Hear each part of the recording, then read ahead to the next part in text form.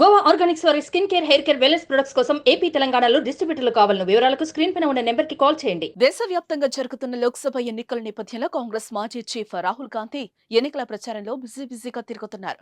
ఇంకా ఎన్నికలు జరగాల్సిన రాష్ట్రాల్లో ప్రచారం నిర్వహిస్తున్నారు.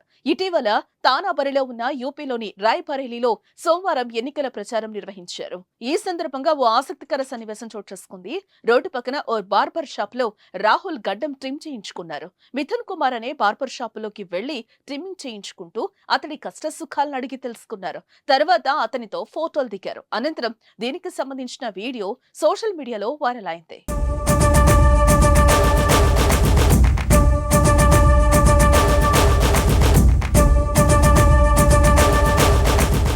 రాహుల్ వచ్చాక ఆ బార్బర్ షాపుకు భారీగా గిరాకీ పెరిగినట్టుగా తెలుస్తోంది.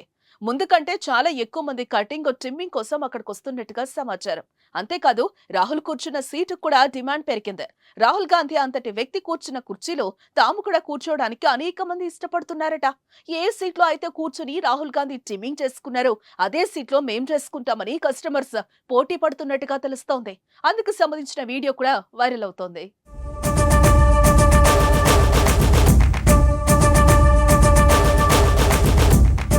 ఇక ఈసారి రాయ్బరేలీ బరిలో నిలిచారు రాహుల్ గాంధీ. దీనిపై ప్రతిపక్షాల నుంచి తీవ్ర విమర్శలే వచ్చాయి.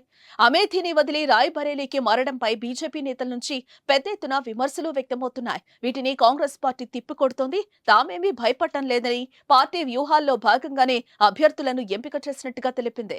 అలానే వయనాడు సిట్టింగ్ ఎంపీగా ఉన్న రాహుల్ తాజాగా మరోసారి అక్కడ పోటీ చేశారు. ఏప్రిల్ 26న పోలింగ్ పూర్తయింది. రాయ్బరేలీలో 5వ విడతలో భాగంగా మే 20న ఎన్నికలు జరగనున్నాయి. ఈ సార్వత్రిక ఎన్నికల్లో కాంగ్రెస్ కు ఎలాంటి ఫలితాలు వస్తాయో చూడాలి మరి.